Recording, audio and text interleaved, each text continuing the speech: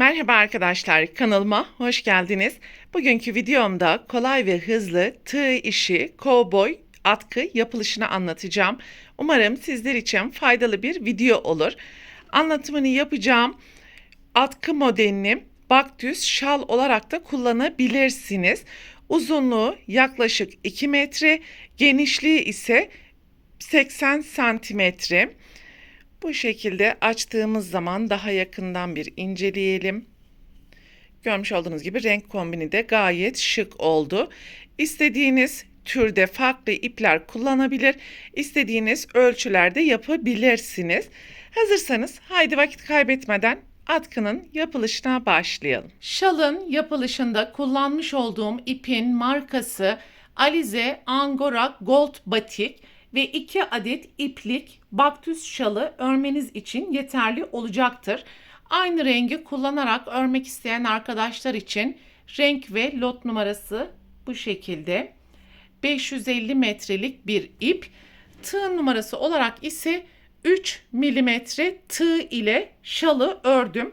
Fakat daha net bir anlatım olması adına ve deseni net kavrayabilmeniz için koton iplik ile modelin yapılışını anlatacağım arkadaşlar. Öncelikle 7 adet zincir yaparak başlayalım.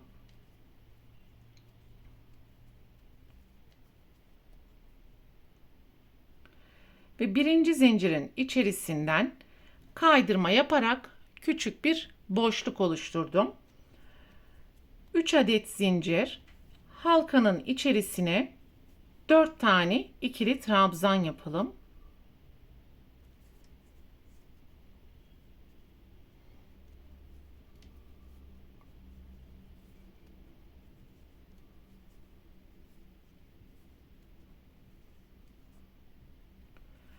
Dört zincir, deseni çeviriyorum ve ilk yapmış olduğum zincirin tepesine sık iğne, 3 adet zincir, tekrar deseni çevirelim ve bu boşluğun içerisine 4 tane ikili trabzan yapalım.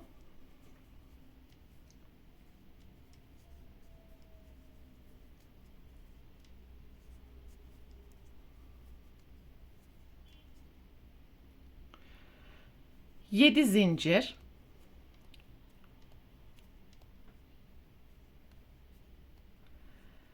tekrar deseni çeviriyorum ve ilk trabzanın tepesine sık iğne yaparak ilk artırmamızı bu şekilde oluşturduk. 3 adet zincir, son zincirin tepesine sık iğne,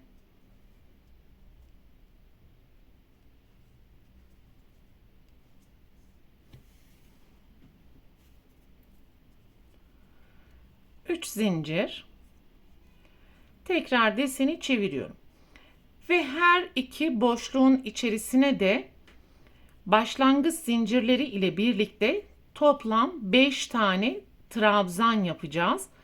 Zincir, birinci trabzan, 2, 3, 4 ve 5. Sonraki boşluğa geçiş yaparak 5 tane ikili trabzan.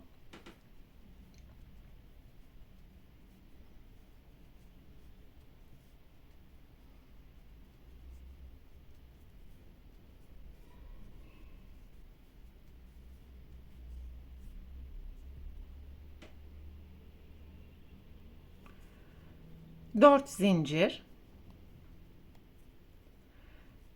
deseni çeviriyorum. 2 trabzan grubunun ortasındaki boşluğa sık iğne, 3 zincir, en sonki zincirin tepesine sık iğne. Sadece boşluğun ilkini yaparken 4 zincir ile dönüş yapıyoruz. Sonrakilerde 3 adet zincir yapıyoruz. 3 adet zincir, tekrar deseni çevirdim. Boşluğun içerisine 4 trabzan,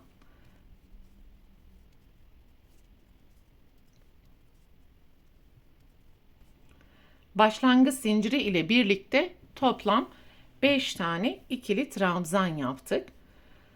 Son boşluğun içerisine 5 trabzan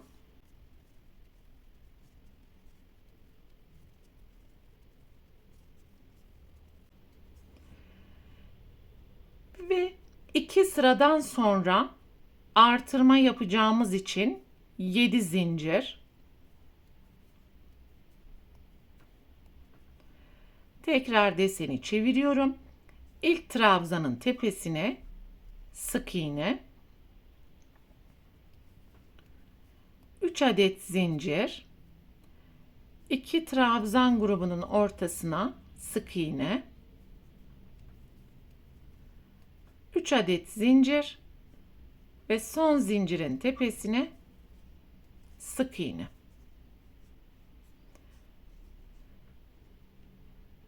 İki sıra ilk başlangıçta yaptık. Artırmadan sonra tekrar 2 sıra. Şu anki yapmış olduğumuz artırma sırasını da 2 sıra şeklinde yapacağız. 3 adet zincir, boşluğun içerisine 4 trabzan,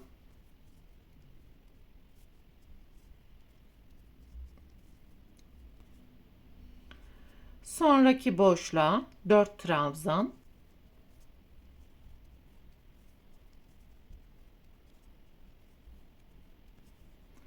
ve son boşluğun içerisine daima 5 trabzan yapacağız.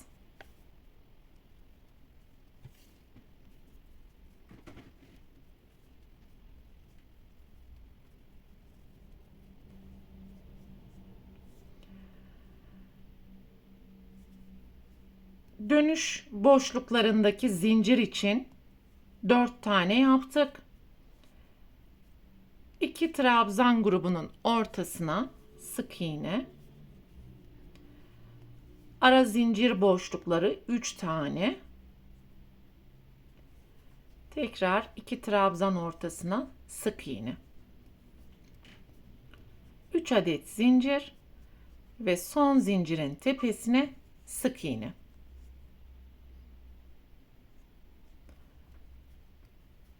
Üç adet zincir, ilk 2 boşluğa 4 trabzan, son boşluğa da 5 tane trabzan yapacağız.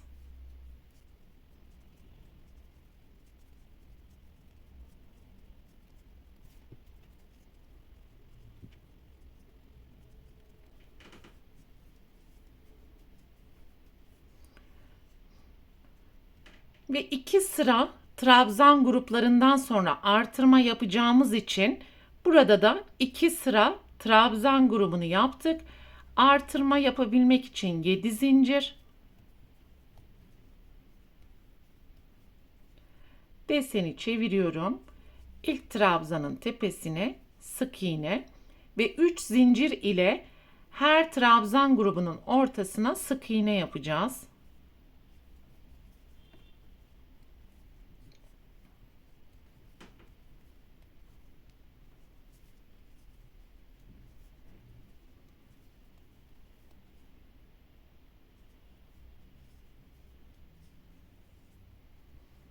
Üç adet zincir. Tüm boşluklara son boşluk hariç 4 tane trabzan yapalım.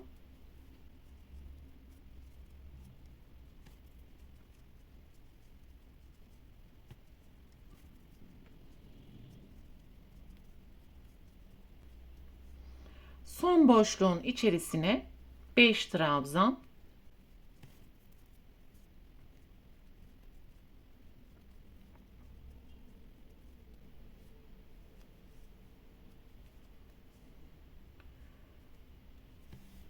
zincir boşlukları oluşturacağımız için ve ilk boşluk yapacağımızdan dolayı 4 zincir, her bir trabzan grubunun ortasına 3 zincir ile sık iğne yaparak sıra sonuna kadar devam edeceğiz.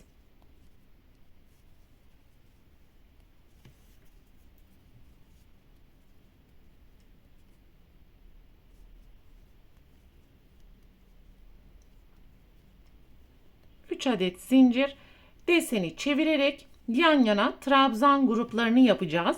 Bu sıranın sonuna geldiğimiz zaman 2 sıra trabzan grubunu yaptığımız için bir tane zincir boşluğu artırma yaparak deseni bu şekilde istediğiniz uzunluk ve genişlik olana kadar yükseltmeye devam edebilirsiniz arkadaşlar. Daima sıranın başındaki ve sıranın sonundaki boşluğun içerisine başlangıç zinciri ile birlikte 5 trabzan, ortalarda ise 4 adet trabzan yapıyoruz. Her 2 sıradan sonra da artırma yaparak yapmaya devam edelim. Şal deseninde artırmaları yaparak istediğim genişliğe ulaşana kadar bu şekilde yükselttim ben arkadaşlar. Ve şu an itibariyle yapmış olduğum genişlik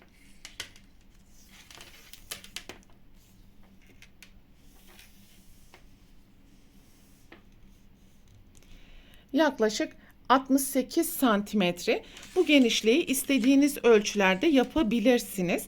Şimdi nasıl ki artırma yaparak şalı genişlettiysek, eksiltme yaparak da ilk başlamış olduğumuz noktaya tekrar dönüş yapacağız ve trabzan sayıları azalana kadar örmeye devam edeceğiz.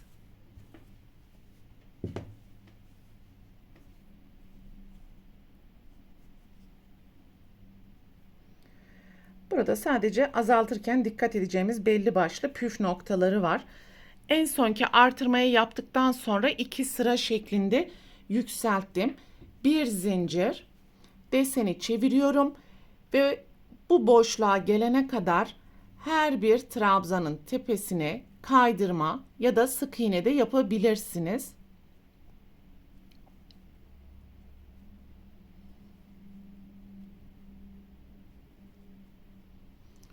İki trabzanın ortasındaki boşluğa da sık iğne yaptım. Trabzanlardan sonra zincir boşluklarını yapacağımız için 3 zincir ile boşlukları yapmaya başlayalım. Burada bakın ilk azaltmayı bu şekilde yapmış olduk. Her bir trabzan grubunun ortasına 3 zincir yaparak sık iğne yapacağız sıra sonuna gelene kadar.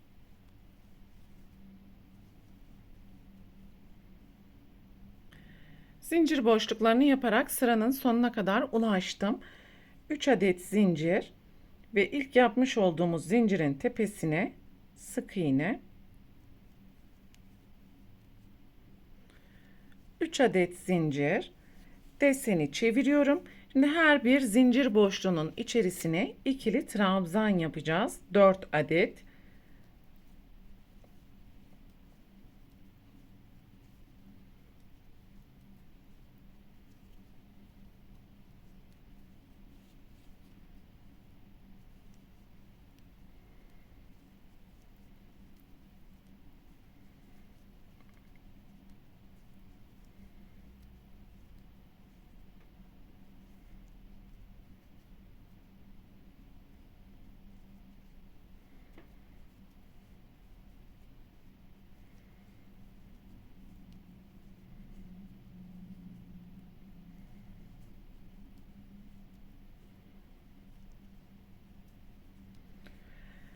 Ve sıra sonuna kadar yan yana boşlukların içerisine trabzan gruplarını yapmaya devam edelim.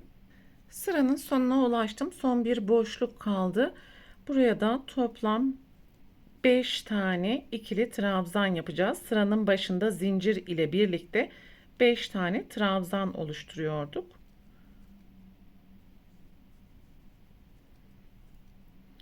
Dört zincir, deseni çeviriyorum. Trabzan grubundan sonra gelen boşluğa sık iğne ile burayı sabitliyorum. Nasıl ki 2 sırada bir artırma yaptıysak burada da her iki desen sırasından sonra azaltma yapacağız ve alt sıradaki işlemlerin aynısını tekrar edeceğiz. Bir sıra yan yana 3 zincir ve sık iğneden oluşan zincir boşlukları yapacağız. Üst sıraya geçtiğimiz zaman da trabzan gruplarını yaparak toplam 2 desen sırasına ulaştıktan sonra da tekrar azaltma işlemi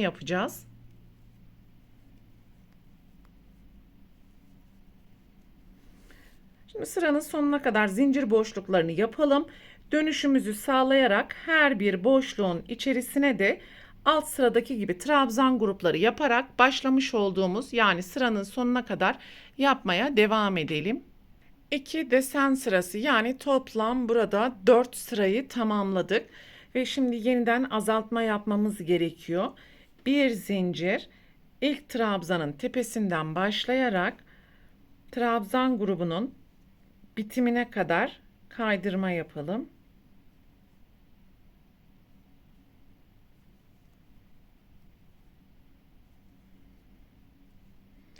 Ve iki trabzan grubunun ortasındaki boşluğa sık iğne, 3 adet zincir, her trabzan grubunun ortasına sık iğne yaparak şalı azaltmaya devam edeceğiz arkadaşlar. Nasıl ki burada 2 sırada bir artırma yaptıysak, yani 2 desen sırası toplam 4 sıra olmuş oluyor. 4 sıradan sonra da yan taraftan bir trabzan grubunu azaltarak ilk başlamış olduğumuz trabzan sayısına ulaşana kadar deseni bu şekilde azaltmaya devam edeceğiz. Dilerseniz şu şekilde ekran görüntüsü alabilirsiniz. Evet arkadaşlar, şalda uç noktadan başlayarak belli bir genişlik olana kadar bu şekilde yükselttik ve istediğimiz genişliğe ulaştıktan sonra azaltma yaparak şalı da tekrar son noktaya gelene kadar bu şekilde ördüm ben ve azaltma yapa yapa görmüş olduğunuz gibi burada sadece 2 tane yan yana trabzan grubu kalmış oldu. Yani başlangıçta yapmış olduğumuz şu an buradaki sıradayız. Son 2 tane üst üste trabzanı da yaptıktan sonra baktüs şalımız kullanıma hazır vaziyete gelmiş olacak. Burayı da birlikte yapalım.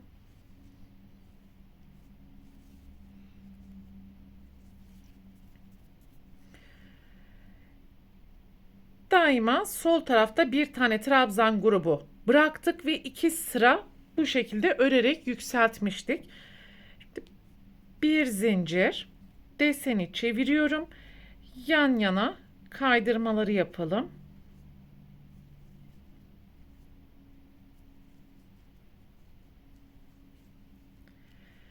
Boşluğun içerisine sık iğne, 3 adet zincir. İlk yapmış olduğumuz zincirin tepesine sık iğne ile sabitledim. 3 zincir, boşluğun içerisine 4 trabzan,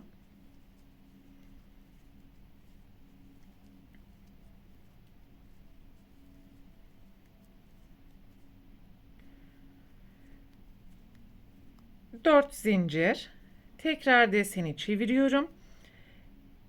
İlk yapmış olduğumuz zincirin tepesine sık iğne, 3 adet zincir ve zincir boşluğunun içerisine 4 tane trabzan yapalım.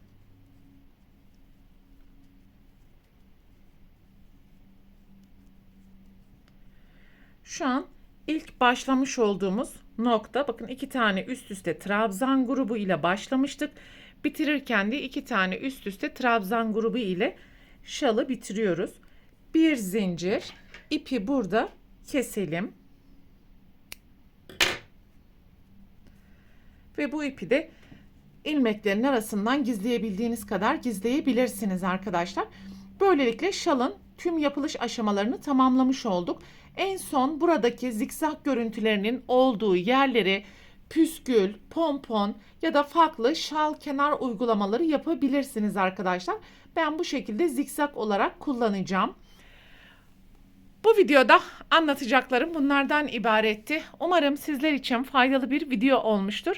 Sonraki eğitim videosunda görüşene dek lütfen kanalıma abone olarak videomu beğenmeyi unutmayın. Hoşça kalın.